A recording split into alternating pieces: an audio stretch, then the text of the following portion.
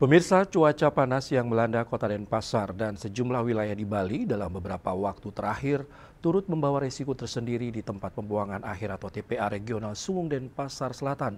Salah satu staf operasional TPA Suwung mengungkapkan bahwa arah angin yang tak menentu dan paparan panas ekstrim dapat memicu timbulnya titik api akibat gas metana yang terdapat di dalam tumpukan sampah.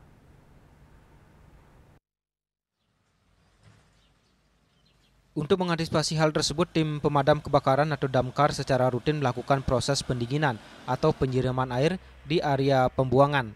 Kegiatan ini dilakukan 1 hingga 2 kali setiap hari, umumnya pada pagi hari sekitar pukul 10 ke atas dan siang hingga sore hari sekitar pukul 14.00 atau 17.00, tergantung kondisi aktivitas pembuangan di lapangan.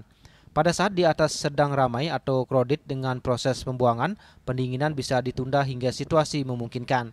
Namun langkah ini tetap dilakukan setiap harinya sebagai langkah preventif untuk menjaga stabilitas suhu. Menurutnya potensi titik panas yang tidak segera ditangani bisa berkembang menjadi kebakaran, mengingat tumpukan sampah di lokasi tersebut sangat mudah terbakar. Karena itu penyiraman difokuskan pada area tengah TPA yang dinilai memiliki resiko paling tinggi mengalami peningkatan suhu. Sementara itu untuk aktivitas pembuangan sampah dari truk-truk pengangkut hingga saat ini masih tergolong lancar tanpa antrian panjang yang berarti.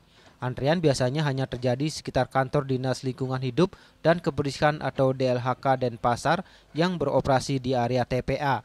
Secara umum pembuangan berjalan normal. Hanya pada momen tertentu antrian bisa sedikit menumpuk, tapi masih bisa dikendalikan. Sebagai tambahan, ia menyebut bahwa setiap hari Rabu kegiatan pembuangan ditiadakan karena dilakukan penataan sanitasi dan perbaikan lingkungan atau landfill di kawasan TPA agar operasional berikutnya dapat berjalan lebih optimal.